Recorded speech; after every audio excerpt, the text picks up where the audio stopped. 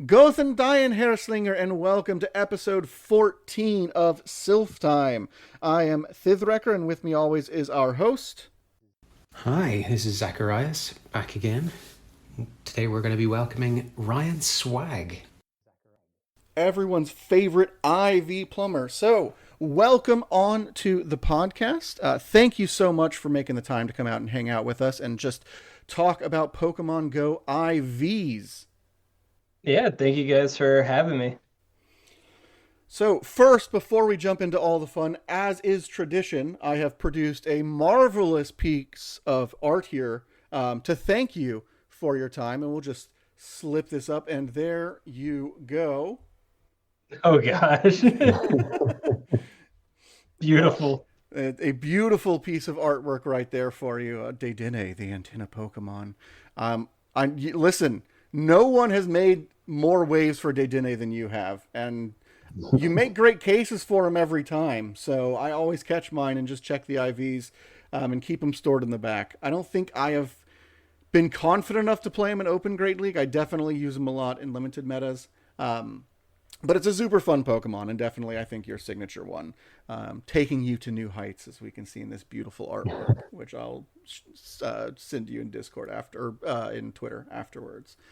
Alrighty, so thank you so much for that. So let's just start by introducing who you are. Why don't you tell us a little bit about yourself for those three people living under a rock playing competitive Pokemon Go that don't know you?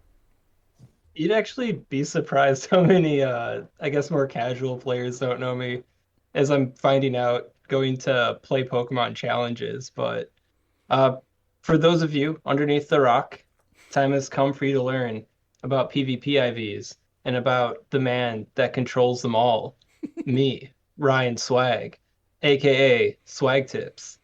Um, yeah, I'm a writer for Game Press, and I got a YouTube channel called SwagTips where I kind of break down more complicated aspects of Pokemon Go.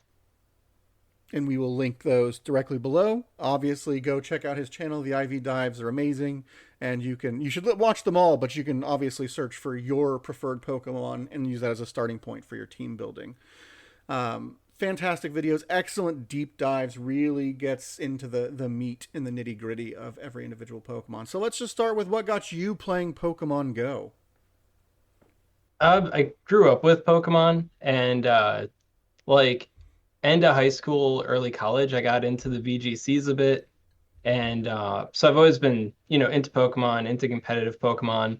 And then once I got more like deep into school and work and stuff like that, I didn't have time for, competitive Pokemon anymore. So Pokemon Go kind of came out at that perfect time where it's like, I've got nothing to do with my life. I've got a couple hobbies, but nothing really taking up my time. And then Pokemon Go is like Pokemon in the real world. And I got crazy about it pretty quick. So yeah. Yeah, I think a lot of players kind of migrated because it's like, do you have time to breed 900 of the same Pokemon to get the IV distribution you need before EV training them? Or with a legendary, soft resetting your game, or full resetting the game with Scarlet Violet, which was a nightmare for VGC players, which I thankfully am not anymore. But yeah, so I mean, it's reasonable. Pokemon Go, you feel a little more productive when you're doing it because you're at least walking around, you're getting some exercise, you're enjoying nature. They're great communities, they're fun people. And then competitive Pokemon Go came out. I think the scene's come a long way in the years that it's been out. So what specifically got you focused on doing these really deep dives on all of the stats products of Pokemon? Yeah. It kind of started when I got into Silph. So when Silph season one happened, I was kind of finishing up my nursing degree, so I really wasn't able to participate that much. So I went pretty hard on Silph season two when I was like finally done with school. And so I do these like meta simplified guides at the time Mm-hmm. because the Silph metas would be concentrated on like maybe 15 Pokemon that are even halfway decent. And then of those 15, like three would be really, really good. So with those three targets in mind, I started to notice that there was some, variance in the matchups depending on what your IVs were. Back in this Stone Age era, PV Poke didn't really have a easy way to identify breakpoints. Like right now, it's like completely different to how it was Right. back then. Yeah. It's so easy to find Mm. breakpoints now. I remember I'd have like spreadsheets where I'd just be like going back and forth with different IV spreads to find out like when the move would change by 1 damage. But yeah, so in these concentrated metas, it was pretty easy to pick out like here are the three big dogs, and then here are these like stat spreads that could beat them.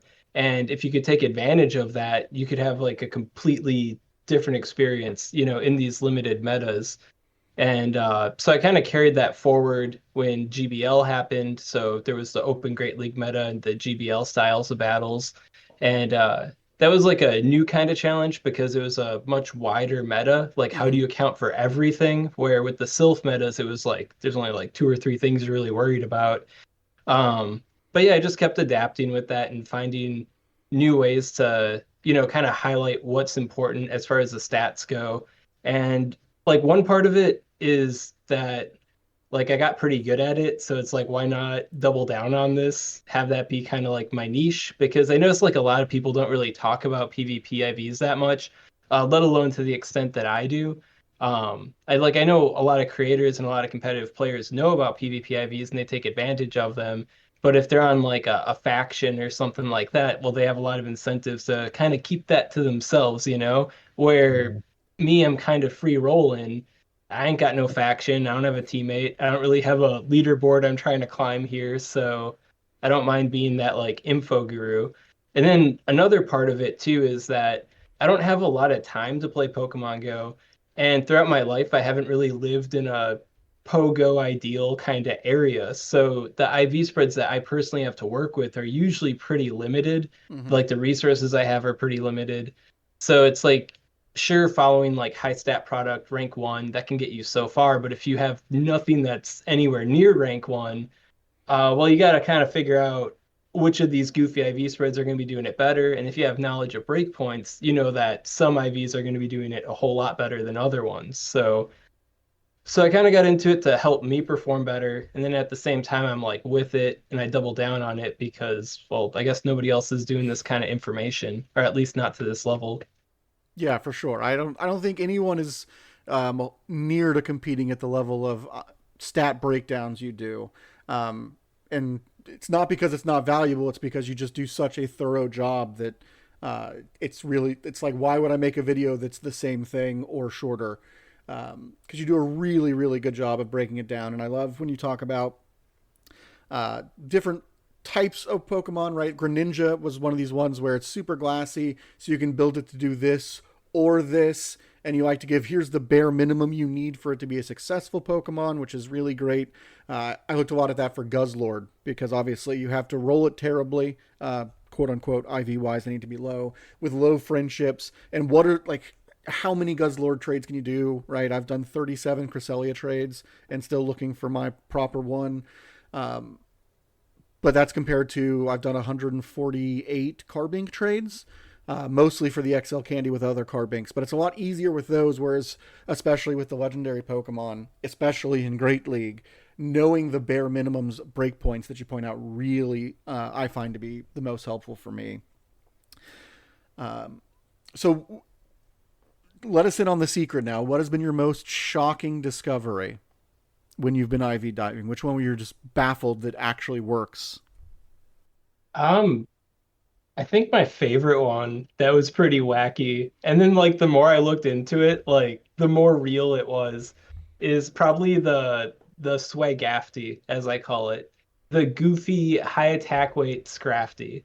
I'd say in today's meta, it's not nearly as valuable as it was back when I first found it. Um, but it's like I can't remember what the specifics are to it, but it's like you got a really high attack weight and then like not a whole lot of defense and then just like a little schniblet of HP. And because of this attack weight, you get these like post power up punch breakpoints. Mm, And then a big thing at the time too was getting charge move priority on Shadow Nidoqueen, which was right. just absolutely ridiculous. And so like when I was first doing the deep dive, I was like kind of noticing this trend here. And then when I was like kind of refining it, I was like, dang, like wacky high attack Scrafty kind of has it going on.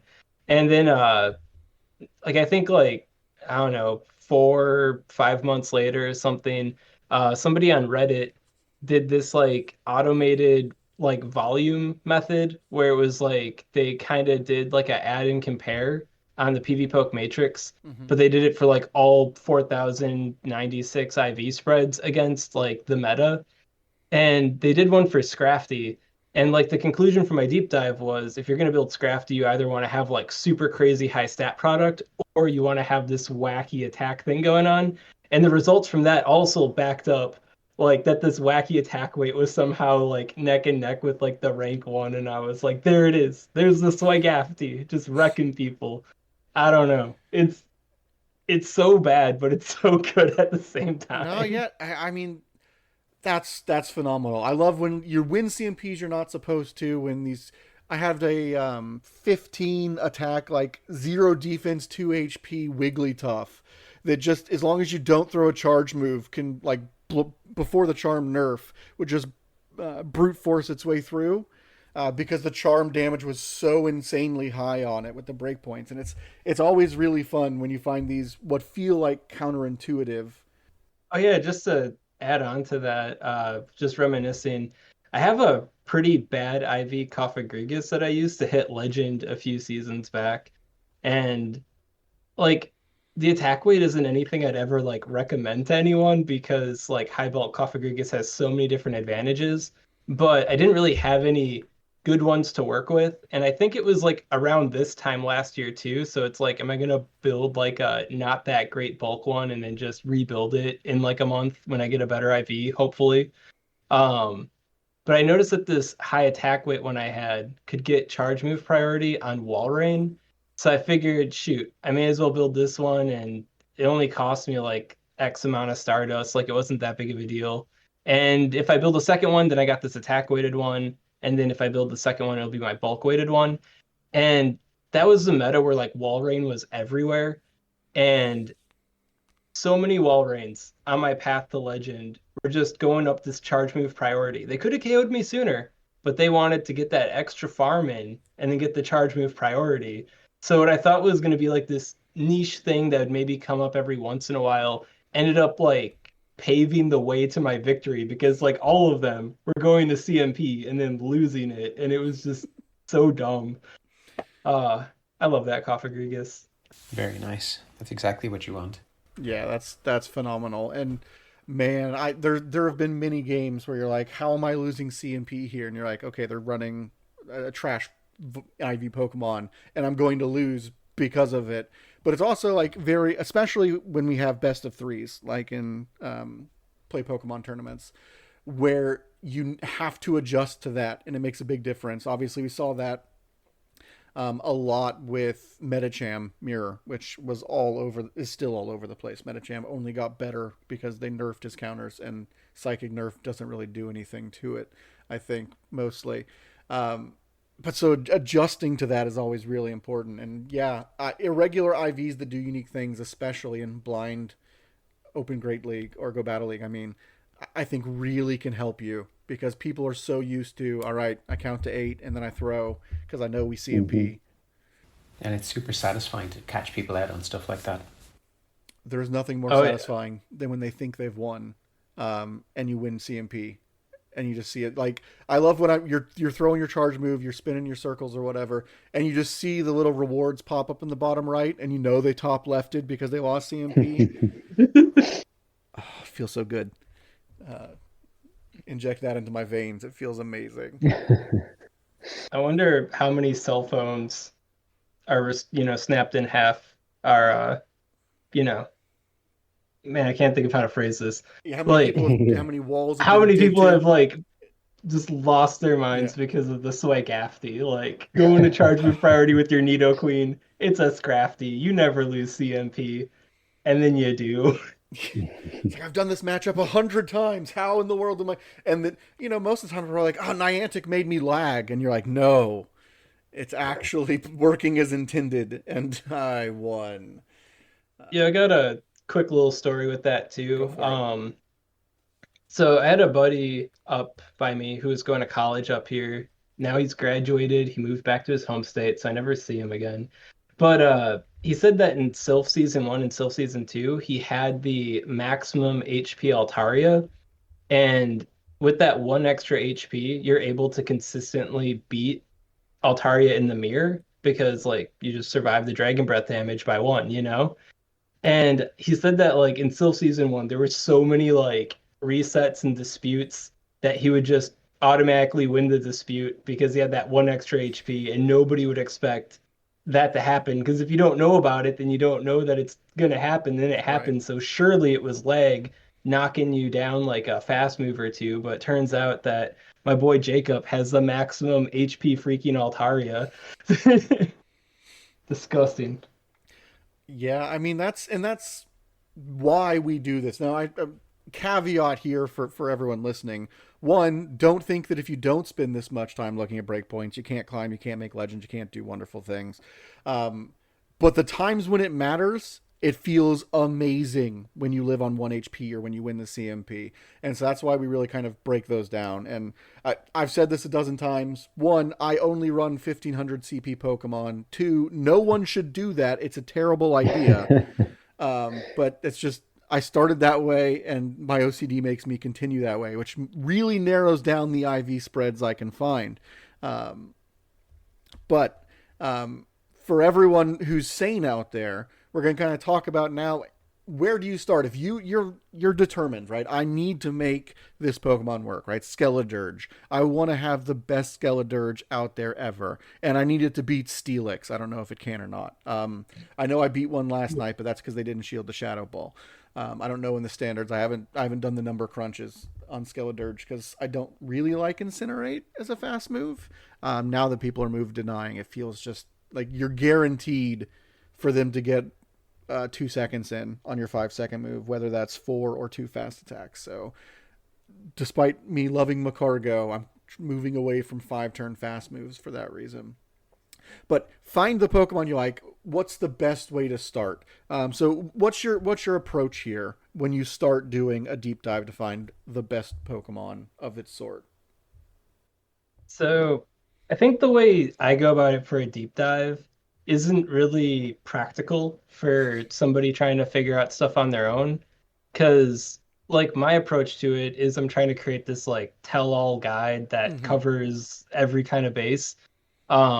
If you're just getting started with PvP IVs, then I think it'd probably be best to just use, like, the PV Poke Matrix Yep. and then plug in the rank one and then plug in the IV spreads that you actually have to work with, and then just run the results against the PV poke meta, using both like the default and then the high stat product variations, and then just check out what's happening in each of the different kind of shield scenarios. And then when it comes to like matchup changes, then like investigate why those matchups are changing. Like how realistic is it for these matchup changes to happen, both like positive and negative. And then from there you can kind of boil down like what your like best option that you have to work with is. Or, maybe you want to hold off a little bit depending on the species. Maybe it's like super expensive to build a big XL Pokemon. Maybe they'll like give you enough red flags where you're like, maybe I should chill out until I get a better ranked one, or until Ryan Swag does a deep dive and tells me which ones I should look out for or something.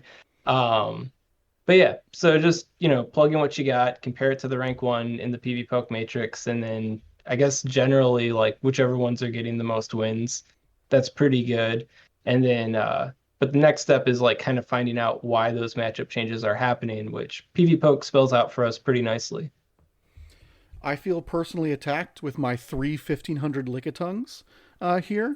Because I built the first one because XLs were hard and it was a lucky, so I was like, great, it'll work. And I was like, these IVs are terrible. So I got a better one and I built it because it was good enough. It was hitting some good spots, and it was catch cup. And I was like, all right, well, I need to build a better one anyways. I guess I'll use this. And then immediately the next day, I caught like a rank 5, one of those perfect has to be best buddied, hits the lick break point, amazing Lickitung, and I was like, I have spent 600 XL candy on Lickitung.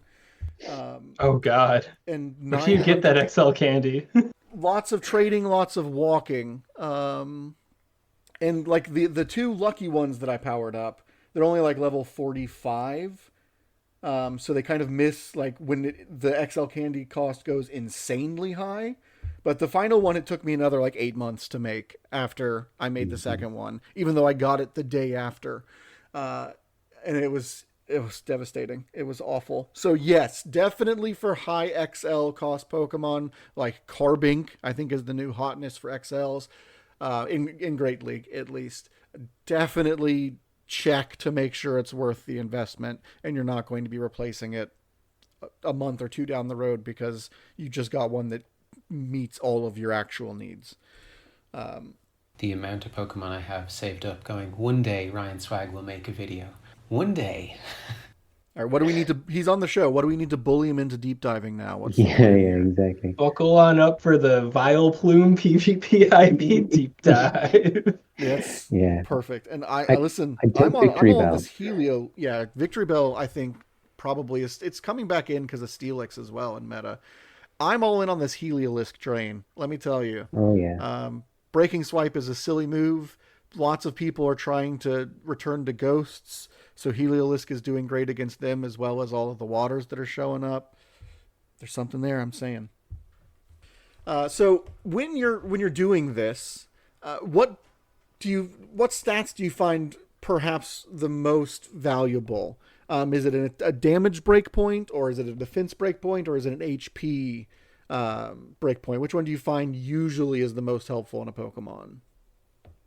Oh man, it really varies species to species. I guess like when it comes to slower fast moves like Volt Switch or like Bubble, like anything that's like 3 turn or higher, usually the fast move breakpoint isn't that big of a deal. Like charge move priority could be a thing, and that's why you'd want some attack.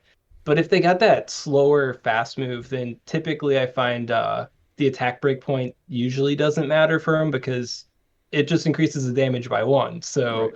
if you're only doing, I don't know, 6 or 8 extra damage off of that, not a big deal. But if you got like Altaria, for instance, doing 1 extra damage, well, all of a sudden that's like 40 extra damage, you know?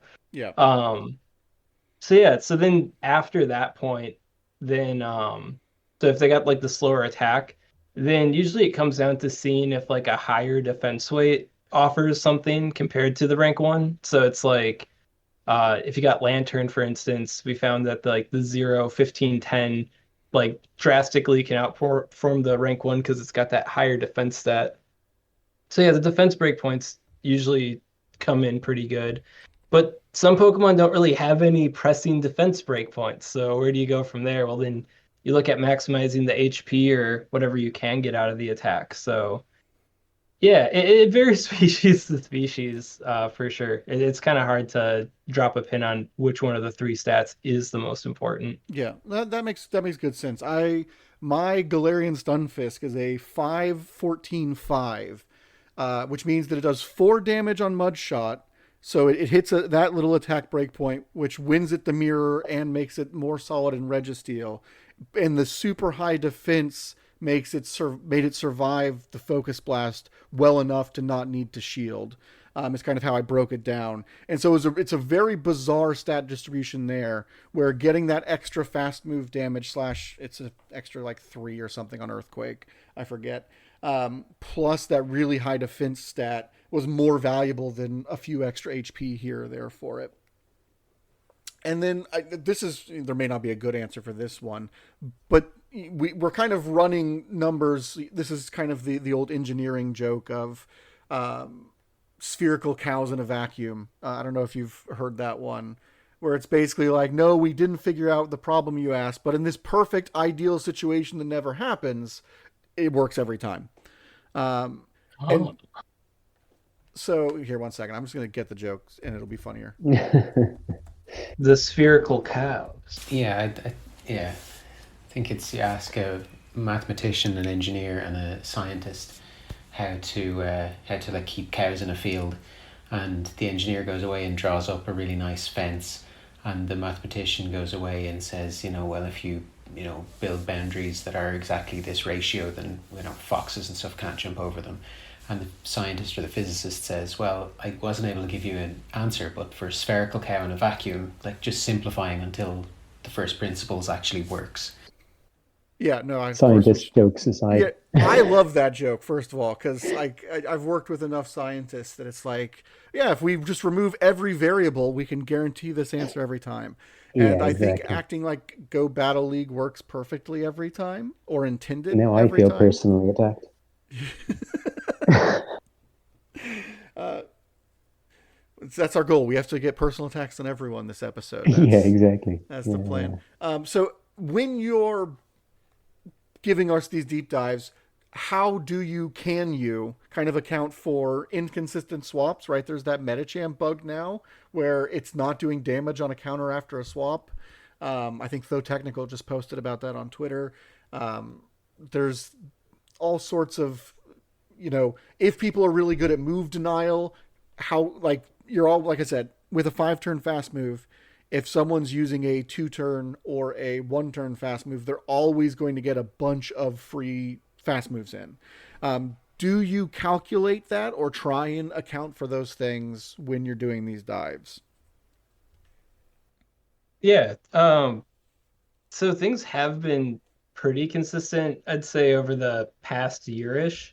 I guess I'm not too familiar with the new hotness as far as like swap denials go, but I've definitely been feeling the burn whenever I like store up a charge move for like the late game. And then I come in after my opponent knocked out a Pokemon and I click the charge move button, but I'm already knocked out. And it's like, what gives, man? Come on. So Sometimes there's a 1-turn delay, sometimes there's no delay. And you just, But I know during the 2022 season of the Play Pokemon circuit, we were kind of plagued with the whole sneak denial situation. And it was like, it was such a thing where it was like, you had to just accept the fact that sneaks and denials were going to happen. And you can't really argue too much against it because it's just game state, I believe. I'm not like a professor here. I'm not a judge or anything because I don't know the mechanics that well because it just seems to always be changing as far as like what's a glitch, what's actually a thing. But I remember back in that era, I would try to account for sneaks and denials. So it was like if you have this amount of like attack, you could still knock out your opponent in like the 0-1 safe swap or counter swap scenario, even if you get denied a fast move kind of thing. But these days I feel like things have been consistent enough where I don't have to think about that too much. And hopefully whatever issue we're having now gets resolved so I don't have to start worrying about it again. it's like if you Uh swap in, expect to lose this. Yeah, yeah. for the most part, it's just been weak connection, which is wildly inconsistent when it shows up. That has been affecting me, at least personally. But I guess one thing I do account for that's not glitch related, but is kind of down that same pathway is when you do have like a safe swap Pokemon or a counter swap Pokemon, I try to account for, how many extra fast moves they got in before you counter swapped. So Right. in some of my deep dives, it's like, hey, if you got this attack break point, then you got two whole turns of fast move, or I guess 4 turns of 2-turn fast moves. Anyways, you got 2 fast moves worth of wiggle room to counter swap this thing. Where if you didn't have the attack break point, you have to swap like immediately, or congratulations, your counter swap is shit. So, so there has been some like little tech like that I incorporate. Yeah, and I think that's really important, especially I think specifically um, with Sableye and Frostlass, in my experience, right? Those Mons just run wild. If they get a 1, 2, or 3 fast move lead, it's like, all right, they will flip most non-hard wall matchups, which is why they're such good safe swaps. Um, so knowing the wiggle room for that is definitely really helpful. I remember we were talking with Lurgan Rocket about last year, the 2022-23, or sort of the first Worlds, where he got counter swapped and he stayed in, and everyone was like, I'm not sure why he stayed in. And he's like, well, I was too slow when he first swapped in, so I knew I wasn't going to outpace him to the first charge move. So I figured I would be better off to bank energy there and hope that would come back to pay it off for me in the end, because it was lost otherwise. And having the presence of mind to think that in the middle of my tap fest is more than I think I can commit to. But it's definitely what these top level players are regularly doing, is that quick math of how quickly do I need to swap in? Can I afford to get 2 more fast moves on this Pokemon before swapping? Because that energy could flip the game at the end. So I think that's really great that you include those things in your deep dives for sure. So speaking of worlds, we just recently had our world champion Axon crowned. An amazing run, amazing Pokemon, and you did a fantastic breakdown of his unique IV spreads, because he posted them all on Twitter, and specifically his Metacham. So do you want to talk a little bit about this new counter espionage system we seem to be building in Show 6 metas? Yeah. So Metacham has an attack breakpoint for the mirror, which means that it also has a defense breakpoint for the mirror. And if you're able to get both the attack breakpoint on your opponents and the defense breakpoint against your opponents, then that can give you a pretty huge advantage. And this kind of concept exists for a lot of species, like what you found with Galarian Stunfisk. There's the Mirror Slayer build. I actually use a Mirror Slayer G-Fisk myself. And what was it? Trevenant also has that going on too, to the point where everybody, I think, unanimously agrees that the 0-15-6 is like the only Trevenant you want to use in Great League. But yeah, so Metacham also has this mirror break point. And like roughly 2 years ago, I think it's been under 2 years, but I did a Metacham PVP IV deep dive. And in there I touch on the Metacham mirror matchup, but at the time, like Metacham wasn't as wacky dominant as it is now, which is kind of hard to believe in a way because Metacham has always been present in the meta. But the Metacham mirror matchup hasn't been nearly as common as it has been for like the past, I don't know, 6 months or so. But I touched on the mirror matchup situation, and the problem with it is that you start to drop a bunch of HP, and dropping that HP causes you to lose a handful of other matchups with Metacham, where if you just had that 1 more HP, you'd get that Ice Punch. So it's like, hey, here's some light information on that mirror matchup. If you want to go deeper, this rabbit hole can go wacky deep. And so with the mirror matchup becoming more common, and then especially with its Axon, winning worlds with his mirror slaying Metacham, I decided to be like, all right, so let's go down the rabbit hole. Let's go all the way to the bottom of the rabbit hole and see what we can do for these mirror slayers. So I just kind of refined and broke down like what stat ranges you'll want to look for if you want to try to be a mirror slayer. And then in doing that, I found that you could go even wackier with it and build a high attack, high HP, low defense Metacham to like beat the other mirror slayers. But in doing so, you lose against like bulkier Metacham. So it creates this weird Metacham IV RPS that you don't really have to worry about too much. Like I'd say the Slayer, like the low defense ones, that's some like spherical cows in a vacuum kind of nonsense, a proof of concept. But when it comes to just plain old Mirror Slayer, it's like you're mostly concerned about the high bulk ones and reasonably attack weighted ones, not other Mirror Slayers. But yeah, so I tried to like spell that all out for people and I don't know, make it less esoteric, like its Axon has this sacred IV spread that defeat every Metacham ever. It's like, well, it's not just this one IV spread. There's like, I don't know how many I came up with, like 20, 30 IV spreads that could do this job. And like some IV spreads will have more of an advantage or more of a disadvantage depending on circumstances, and just kind of like make it more clear cut for people. Yeah, and that's fascinating. That's one of the problems that I think we're beginning to encounter is the stark difference between Pokemon Go and the main series games, right? Because if you talk to big VGC players, they love their Excel spreadsheets as much as you with EV management. How can I make sure that I definitely outspeed this Pokemon, but not so many investments that I lose the HP that I can't tank a Shadow Ball. And so the main series games have always been huge in IV/EV management, but they've got tools like breeding and training and vitamins to fix all these things. Where in Pokemon Go, it's like, well, go catch another 1,000 Metatites and hope that one of them is these 30 specific spreads. And many of them you can't trade for if you've been friends with the only people that play in your town, because as soon as you break that 5 IV minimum on attack, you're not going to get the ones we need. You mentioned you're not in one of these ideal Pokemon Go locations. I'm obviously in Southwest Florida, where I similarly don't have super dense places to catch and don't have a ton of players to freshly trade with. Do you find this being a frustrating problem? Oh yeah, definitely. Like, I don't know, not a day goes by where I question when I should stop being friends with my wife for a couple months to maybe help me out a little bit. And But there's the blackmail quip to upload to Twitter. I wonder when I should stop being friends with my wife. Got it. competitive Pokemon Go's going too deep. It's Yeah. only temporary though. Like we can be friends again in approximately like 3 months or whatever.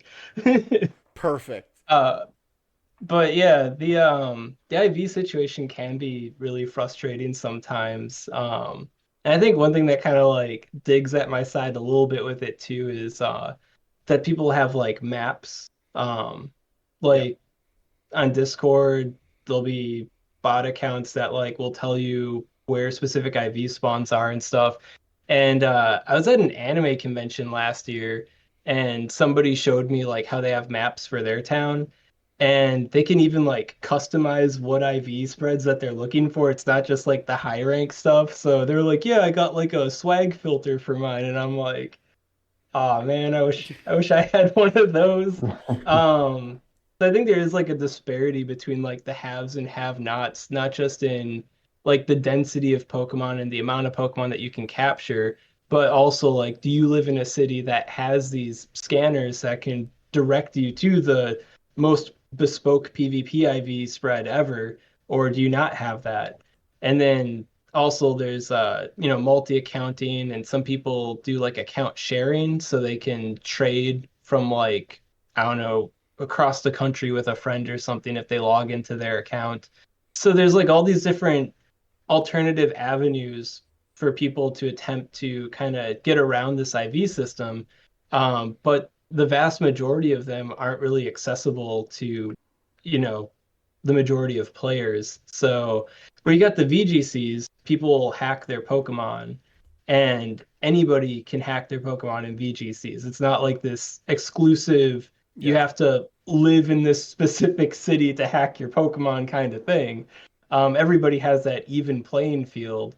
So for Go, it can be a little bit frustrating where it's like, man, I just need one of these 20 IV spreads, and it was the spotlight hour, and John Hankey hates me, man, because it was cloudy and there wasn't a freaking cloud in the sky, but of course it was cloudy, so I couldn't even get the IV spreads I was looking for. And then I found somebody on Discord willing to trade, and we did like 40 trades at zero or like good friend floor. And of course, I didn't get it there either. So I guess I'm kind of boned on that one. So yeah, no, it can be a frustrating kind of situation. I'd say when it comes to regionals, there have definitely been Pokemon that I didn't bring because I knew that their IVs would probably cause me problems because I didn't get one that I wanted. Yeah, that was my regionals account. She was like, "Oh, I could use." Nope, never mind. My IV spread makes me lose these three key matchups when it's supposed to win them.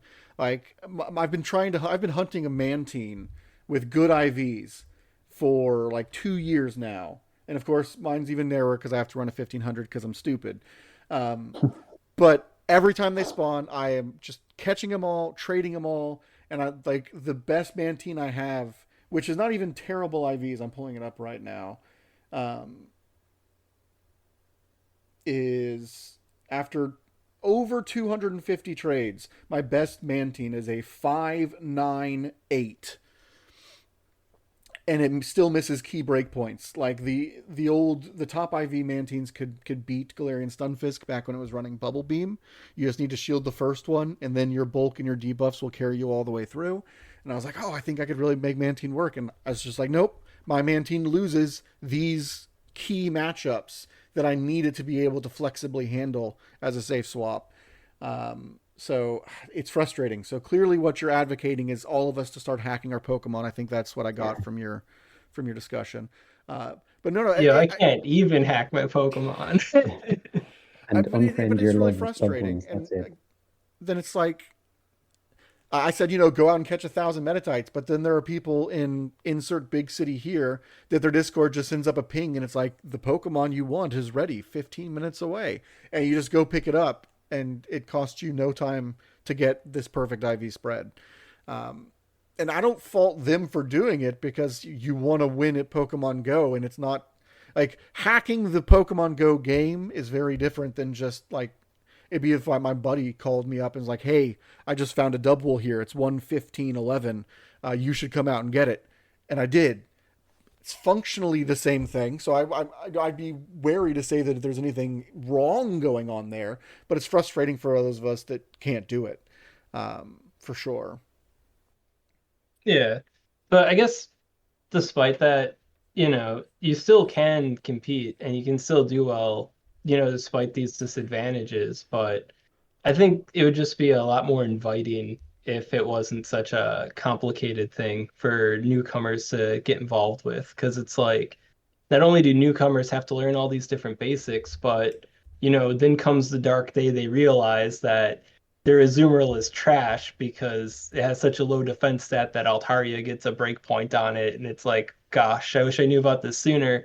How do I fix this? And it's like, well, you just gotta build another Azumarill, I guess. There's no way around this, buddy. And then it's like, well, Azumarills aren't spawning, so when's the next spawn event for it, I guess? You're just like, it's like just constantly like waiting and hoping, and then also hoping the weather cooperates too. It's just, I don't know.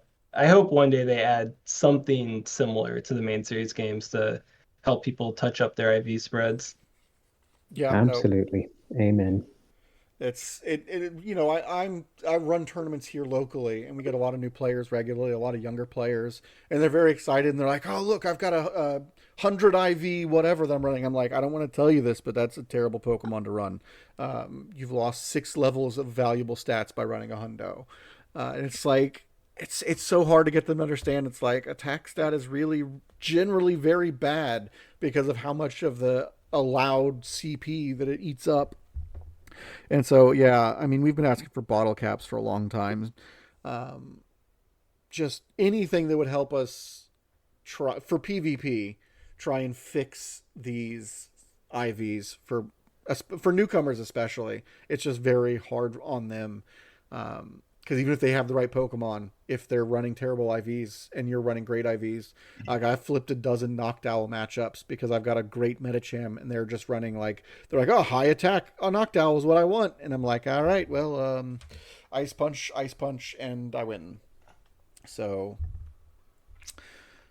but obviously, as we're all big IV nerds here and we love these things, we're talking about how they can make a huge difference. But I think you hit the nail on the head.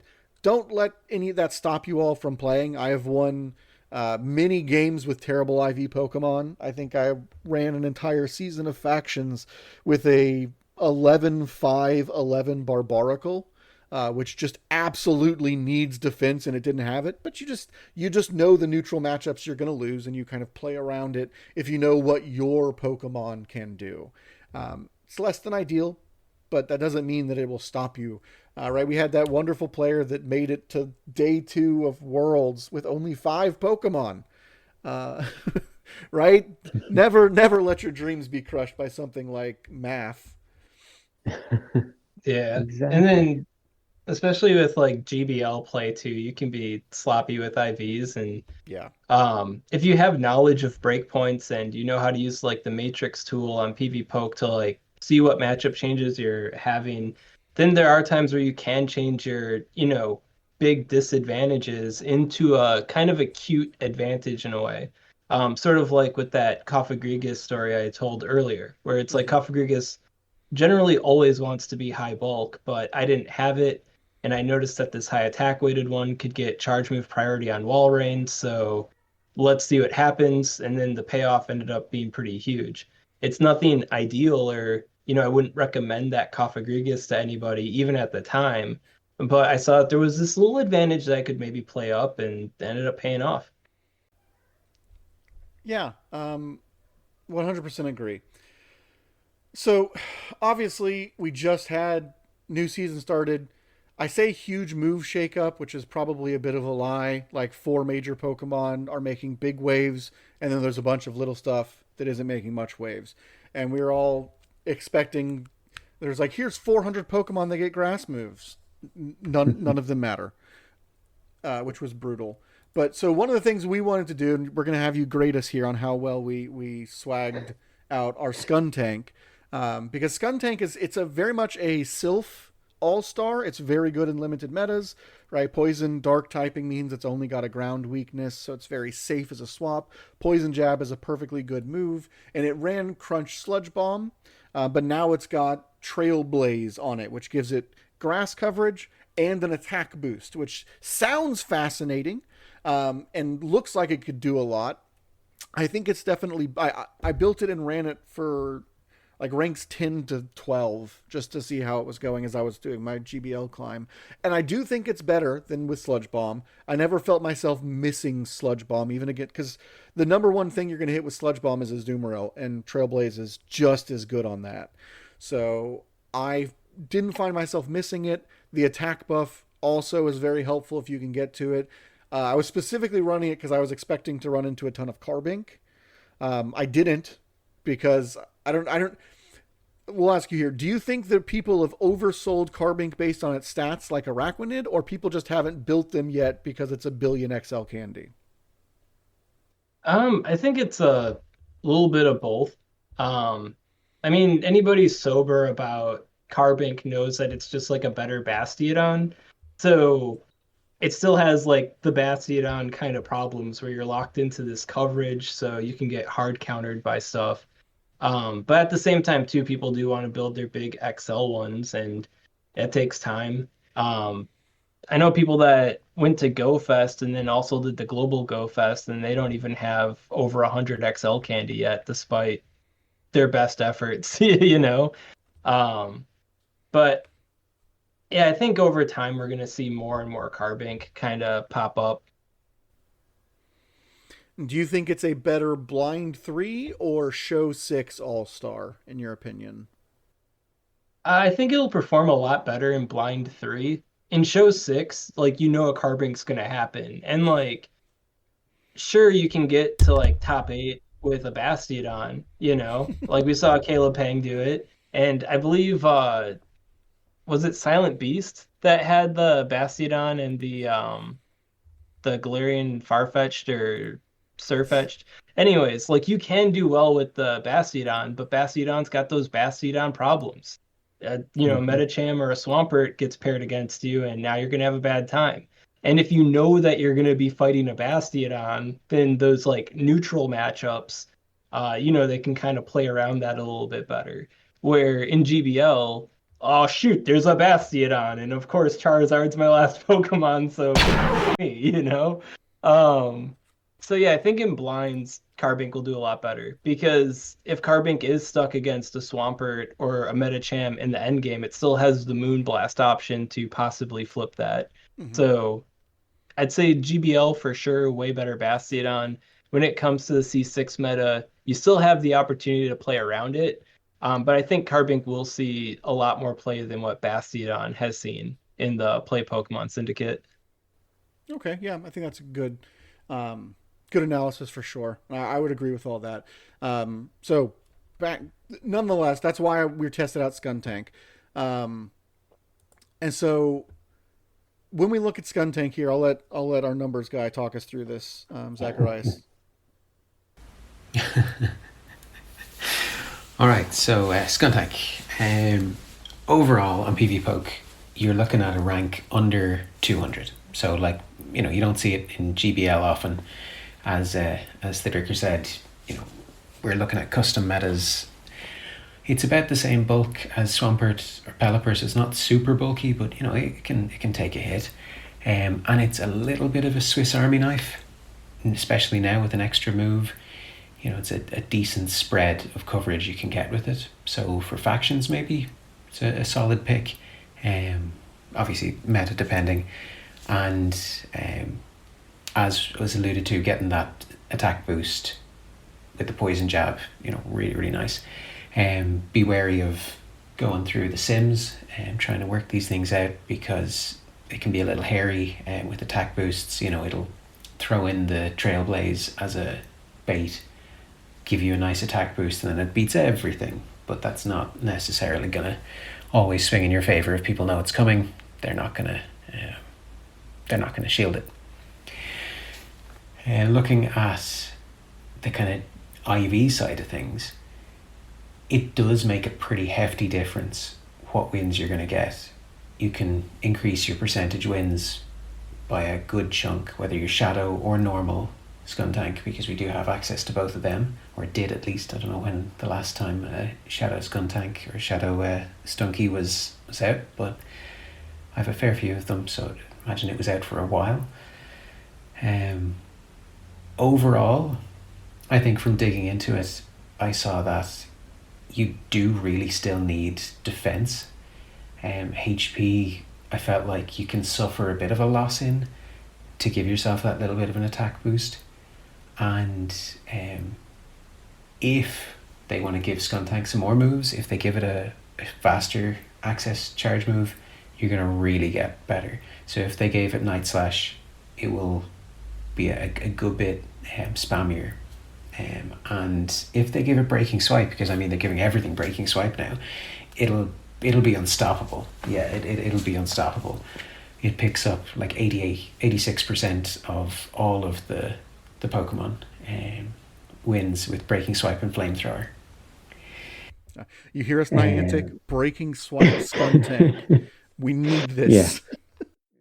So likely to happen. But kind of getting into the weeds a little bit with it to try and see, where is this kind of breakpoint going to come in? Like, you can talk about giving an attack weight. What does that really mean? So in the style of Ryan Swag, I had a bit of a dive into the numbers, and the best thing I found out of the top meta, so looking at the PV Poke top meta, was really defense deoxys, and I've ran into a host of them in GBL this season, and pretty much every season since it was released. So it is a very meta-relevant threat. You can completely flip that matchup with enough attack. So in the 0-15-15, so that will be the ideal Skuntank, the rank 1, you mutually KO with the kind of generic defense deoxys. But if you give yourself just a little bit more attack, and that is up to 121.7, or depending on the defense deoxys IVs, you can go up to 122.3 or 123 attack, you will guarantee that your second crunch combined with the poison jabs will KO before it can get to another Thunderbolt. Yeah. So we filmed this because I've got a breakpoint Skuntank and Zacharias has a non-breakpoint Skuntank. So we can just watch right here. You can see how important the breakpoints are in this matchup. I'm filming both sides, which is why we have Skuntanks facing each other functionally. But no loss fast moves here. We go just straight crunch, no need to bait because crunch is super effective. We had to film this 5 times because we kept getting defense drops, which obviously changes everything. But it just in the really helps when you get the debuff. Yeah, the debuff, you're in Christmas land at that stage of the game. But we wanted to just show, like, in a regular situation, you can never get the debuff when you need it, but when you're trying to avoid it, there it is. So we throw crunches at the same time here. Yeah, go ahead. The second crunch you'll see is enough on one side and not enough on the other, and you'll get to the second Thunderbolt from Deoxys. Like if you're using Rock Slide, you're never going to win against Skuntank. If you go for the Psycho Boost, you're not going to win either because it's only neutral because of the Dark typing. So you need those 2 Thunderbolts for the 1 shield, and a small attack boost can completely flip that. So there's a very clear cut case presented for just that little change. So if you're looking for a Stunky to evolve, you can pick your 4-15-15 or your 5-14-15. But yeah, there's a fair amount of spreads that I will, populate onto a list, and you can do this very easily. Access a nice breakpoint, and if you sculpt your Skuntank, you can keep a lot of the general wins. So you want, let's say for Frostlass, you want to have a defense stat of 96 or greater. That's hard to keep with the attack, so you have to sacrifice some HP, but that doesn't necessarily lose you that many matches. So I ended up with the ideal Skuntank, ideal in heavy inverted commas, as a 5-14-15 or a possible 6-14-13. And yeah, like I mentioned earlier, if you get a Trailblaze as a base effectively against almost anything, you can flip the matchups, because the second or the crunch you throw at the end that doesn't get shielded just nukes things. So Sableye, Medicham, Dunsparce and Mantine all get flipped by using Trailblaze to boost your crunch to end the game. So yeah, there's my homage to Ryan Swag. Oh, that's pretty cool. Yeah, other cool things with having like a 122.3 attack stat on the Skuntank. If you're up against like a high bulk Drapion, you can flip the 0/0 with that. And then you also get a crunch breakpoint on a high bulk Noctowl, which can enable the 2/1 shield scenario. And then the heck is this? Oh, Trailblaze, yeah. And then you can also get a Trailblaze breakpoint, like the charge move itself, to take down a Shadow, Charmalola, Ninetales in the 0/0 shield situation. So if you happen to fight the rank 1 Shadow, Alolan, Ninetales specifically, well, just know with a little bit of attack, you kind of got that a little bit more on lock. Our long-term plan. I guess if I were to grade, oh yeah, 122.3 breakpoint. We all know that one's great for. I'm just perfect. I love your numbers knowledge. Right. I guess if I were grading this, something I would take some points off for, some marks. You should have taken this to the writing center in the library. Is for the Deoxys, to get that consistently, you'd want like 124.06. So to cover the, what is it, like the 10-15-15 or whatever specifically. Right. And one thing that's kind of interesting about it too is that, so that's for the crunch breakpoint, and then that's also like the fast move breakpoint. It ends up being the same number. But yeah, so having a little bit more attack would be good for that consistency. But if you do go for that higher attack weight, well, then you've got less defense and or HP to work with. So like the 8-14-8 would have that 124 attack. It would have the same 94.5 defense, but then we'd be, 4 HP lower, which could cause us problems in like, I don't know, the Trevenant 0/1 shield scenario, maybe some Registeel situations, and then just the lower defense in general could cause problems against Umbreon and Frostlass. So there are trade-offs. So it's like you've got the likelihood where it's like against any sort of possible Deoxys IV spread, the 122.3 could do the job.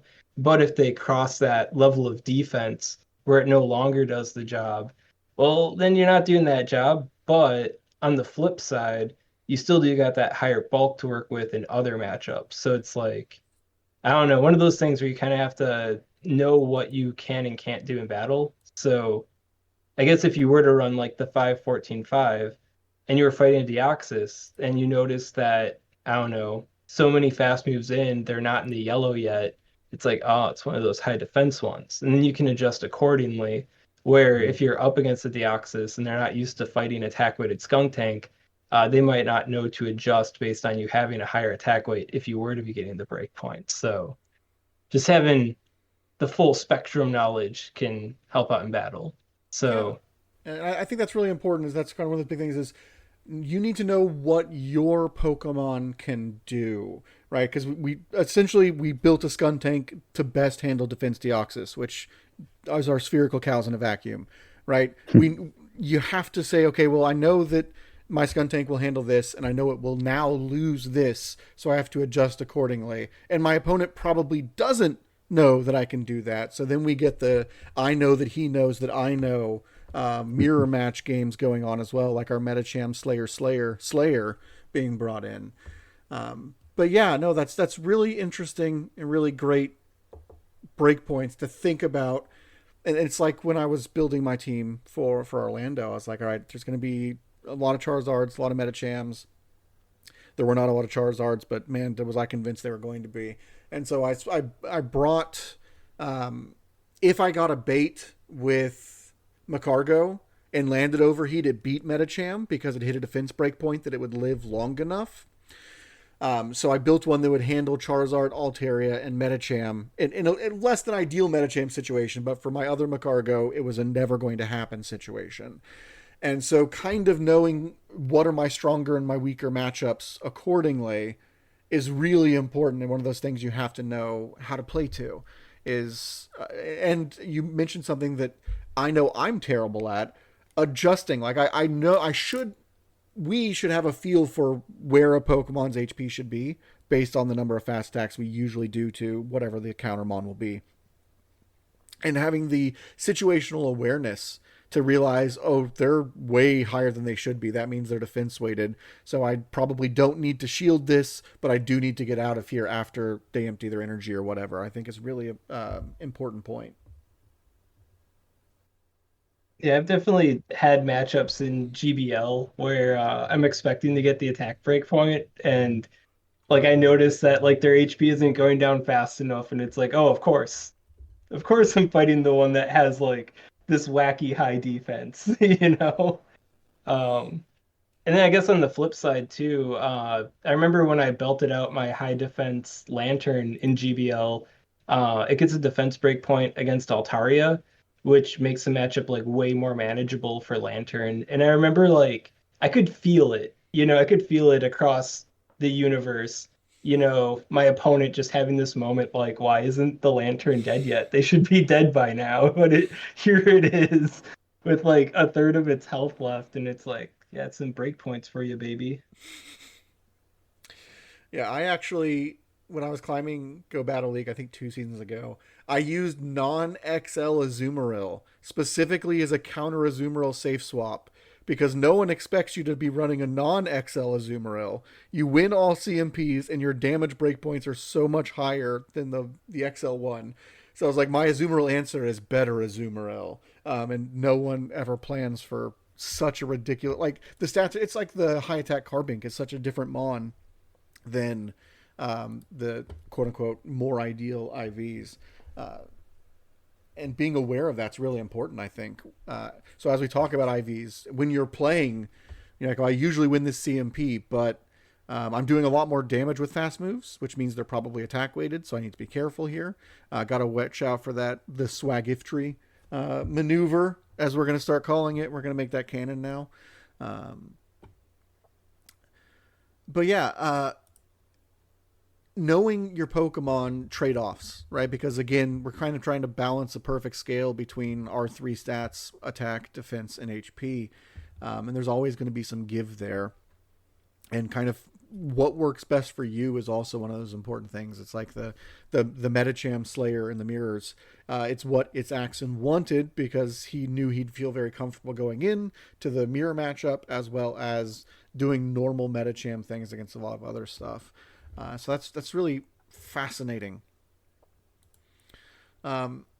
And then I'll just real quick. Another example is I have 5 jump bluff built because I love jump bluff, and I have a 115 tin jump bluff because it picks up the Altaria pre sky attack. Post sky attack, all of them can beat the default Altaria now because it just doesn't get the dragon breath damage isn't enough, and it doesn't get to the second sky attack fast enough. But pre nerf, jump bluff could survive one, shield one, survive one, and get to third acrobatics and claim the win. And so I was like, okay, I've got a grass type that beats a flyer. That's important. And then I chickened out because I expected there to be tons of wall rains, and instead there were tons of Azumarill, which still isn't great because Azumarill is always going to get the ice beam off. But I'm looking back and I'm just like, man, why did I bring my cargo? Yeah, it's hard to predict these things. Yeah, that's the real issue and like when I looked at the top 16 players of Orlando, I was like, oh, my team actually lines up really well against them. But that's always the risk of playing an anti-meta team, is you first have to win your way into the dominant meta, because at those opening levels, who knows what you're going to end up going against. And whereas those meta teams are so diverse and flexible that they consistently can get to the top, and then the players obviously are also phenomenal. I'm not acting like they're coasting because they're playing meta, but it's much easier with a meta team to play against off the wall teams than an anti-meta team, which doesn't have as much broad coverage, is my experience. Yeah, it can be tough. Like, one thing that kind of eats at me a little bit is I think like the top 8 teams at NAIC were all pretty vulnerable to my boy Dedenne, but my first match in the losers bracket was against the one Maverick in this Charizard riddled tournament to bring a Meganium. And like I had plans for like Venusaur. I could get around Venusaur, but Meganium, come on, man. You just Like do, yeah. I'm trying to galaxy brain this. I didn't even bring a flyer because I figured Venusaur would be the only grass I'd see, and well, poor Dedenne got knocked out that day. Yeah. So That's the brutal thing. It's like, how do I plan for Meganium? Hasn't been top meta. Let me just look real quick and see how many Meganiums made it in the top 8. Period. Because obviously, like when we look at the top meta and we build for how we think it's going to play and adjust. So last year's seasons. I don't see any that made top 8 or top 16. There are a few that registered and brought Meganiums. And it looks like, were you against PDA Plant and NAIC? that might be it. Yeah, it was Altaria. Yeah. That's the one. That is They the knocked me only out. registered Meganium at NAIC. I got a conspiracy theory. This isn't real. This is just me around, so don't take what I'm about to say as me being serious. But I think that player, like didn't get to play day one because they didn't register their team in time. I bet they saw Ryan Swag was in their bracket, and they're like, Ryan Swag surely is bringing that to Dene. So they're like, I'm gonna quick run Galarian Stunfisk and Meganium instead of Registeel and Sableye or something just to get him. Surely that's what happened. I believe it. That is canon now. And PDA Plant, if you end up watching this, please confirm for us that was your entire intention, was knocking out Ryan Swag. You know, PDA Plant, isn't it like, I thought it was PED. I don't remember specifically. Anyways, Plant player, the Meganium. I almost got them, but in game 3, if I recall correctly, like I have a attack weighted Metacham. It's not like a Slayer build, but it's higher attack than what most people would run on their Metacham. And it wasn't even like, it's just the best one I had at the time. You know, I'd surely like to build all their Metacham, but so I was so used to getting charge move priority that I took her Metacham to charge move priority, and I threw a psychic, and then I lost the CMP. And I could have thrown the psychic earlier, and I probably would have won our third fight. But the moment the CMP tie wasn't me, I was like, oh, you just flew too close to the sun there, Ryan Swag. Come on, man. So that was, yeah, scouting out what kind of stats your opponent has. Like if I noticed that we had a CMP tie earlier in the game, then I wouldn't have had such a disturbing fate. But unfortunately, I was unaware that they had a higher attack weight. Uh, We've talked this a lot was about losing these attack weights and losing CMPs, but man, I feel that I've been in that situation because this I was was PV just Plant was totally the hitman. yeah, it makes sense. I buy it. Since I always run 1,500 Pokemon, that means I'm usually more attack weighted than most Pokemon because I don't have ideal spreads. And so I usually am just like, I'm going to win CMP. And 9 times out of 10, I definitely win CMP with my Sableye, with my Medicham. Um, and so I just take it for granted. And then when I lose it, I'm like, where have I gone wrong? And you're just like, oh, I lost the entire match because I was like, oh, surely I win CMP. So I feel that pain. And just real quick shout out to Green BV. That's where I'm getting all these stats of who played Meganium. Green BV on Twitter does a great job of consolidating every registered team and showing what the meta is, which is what I use to build, and then lets you search. So you can search up your favorite players' teams and kind of work from there. Um, but yeah, it's important to know your builds. It's important to know your CMPs. And I feel like in a best of three, if there's a CMP you're worried about, you should almost try and force it game one just so that it doesn't come back to bite you in game two or game three. Because I know I've had that happen. But I also know that I specifically fished for it in factions before in game one so that I could adjust and play. I think it happens most often with Medicham and Noctowl were the big ones that it was happening all the time with in the play Pokemon events. But it's definitely, I mean, when you have a Silph meta or a factions meta, the amount of times that you get into mirror matchups is astronomically higher because it's narrower. And kind of learning that game one, I find to be very helpful. Absolutely. I think, especially for things like you say, factions, where every point counts, it's not even just about winning then the match. It's about kind of understanding how to maximize, like getting that 2 points versus getting 1 point can mean the whole team wins or loses. And another thing to add in with factions as well is when I was doing my Frostlass PvP IV deep dive, with the play Pokemon events, usually I'll reach out to players that have used the Pokemon to get their insight. So it's not just numbers man giving you his magic fake numbers. It's like this pro player actually used these magic numbers. And so normally I'd like shout the players out that I talk to, but a lot of the Frostlass players were factions players, and they're just like, just don't put my name on it. I don't want anybody knowing anything about my Mm, Frostlass. Like, because especially with the Frostlass mirror, it can get really tedious based on your HP and your attack weight. Like, there's a Goldilocks zone, but if your opponent knows you're in that Goldilocks zone, then they can adjust to that ahead of time. So yeah, like scouting your opponent is at least it appears to be a big thing in factions. well, for sure. It really is. And gym breakers as well, because of the whole sharing. Like, I play somebody, my teammate plays the same person, so whoever goes first takes notes and comes back and says, "This is what happened. This is the CMB that I lost," or whatever. Which is one of the fun parts about team play, especially, right? Like, because you're all working together as a team, you're kind of sharing stats, and I'm sure there's some unofficial teams going on at these larger events as well that are chatting with each other. We know people train together, but I'm sure someone's like, "Oh, I lost CMP."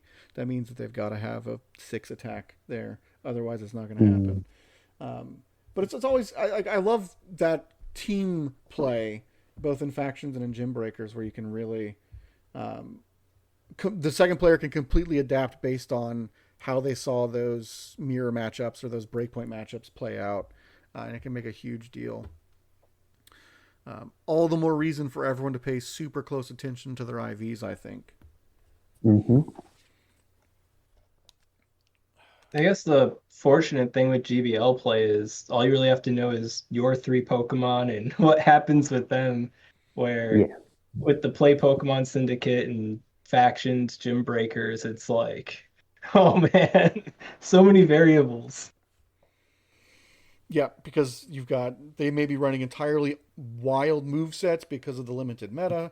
All of those things can really just. I like it because I get very bored running the same three Pokemon. I don't think I've ever been able to play the same team in Great League for more than like 2 days. Just because I'm like, okay, I can't do any more Medicham, or I can't do any more. I never get tired of Heliolisk, but the other new ones, I'm like, oh, this is too much for me. That's why I really like factions limited metas, because I'm always powering something stupid up new, and it's a lot of fun that way.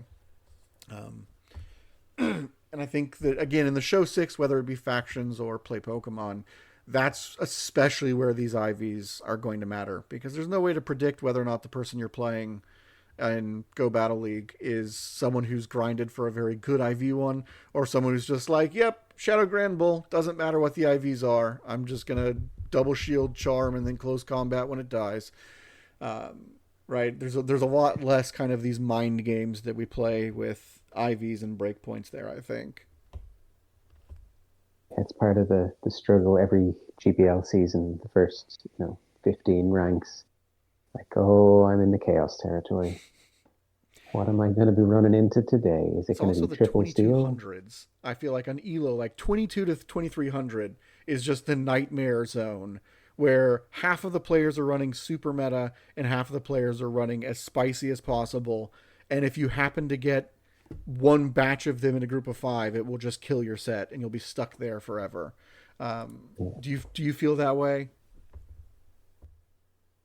Oh yeah. It's like, oh, we're running 3 flyers today, and what the hell? How was I supposed to predict a triple steal team? Like, what am I supposed to do with this? Exactly. That's when I feel like phone smashing is when it's not like, if I lose to a good player, I lose to a good player. We've all been there. I understand. I got outplayed. When I lose because they're like, nobody expects Melmetal, Registeel, and Bastiodon, and you're just like, well, no, because that would be ridiculous. And so I just killed the first steal and thought I was fine, because you lose to every meta team, and you're just like, how am I losing to this? And I mean, that's the fun of. I pull out my Shadow Quagsire, and I'm like, yes, this is going to be my day. My first team I run into is Grottle, Venusaur, Victory Bell, all Razor Leaf. I'm like, why? Why would anybody do that? You're going to lose to almost everything you face, except me. You're just going to beat the hell out of me and my terrible non-grass countering team. Yeah, I had someone running a triple flyer team, and they met my Heliolisk lead, and I was just like, oh, this is. I got to experience the bliss of one single Pokemon beating all 3 of theirs, and it felt amazing. But it's happened equally, where it's like, oh, great, a triple fighter team. Well, guess we're not going to get through all of them. Yeah. I don't remember what the team comp was, but I had a battle like a couple days ago where I led Medicham, and then Medicham just beat their entire team. And I was like, how are you in GBL and you're not even remotely prepared for Medicham in the slightest? Like, I didn't swap. I did spend shields, but like it was just like, it wasn't even power up punch Medicham. It was just straight ice punch psychic Medicham. And it was just like, I think I psychicked something that could maybe beat Medicham, but they no shielded it for whatever reason they had to do that, despite being hella weak to Medicham. And I was like, well, okay, I guess I win. Yeah, it's like, I understand you not remembering that Gudra has Draco Meteor, but not being prepared to handle a Medicham.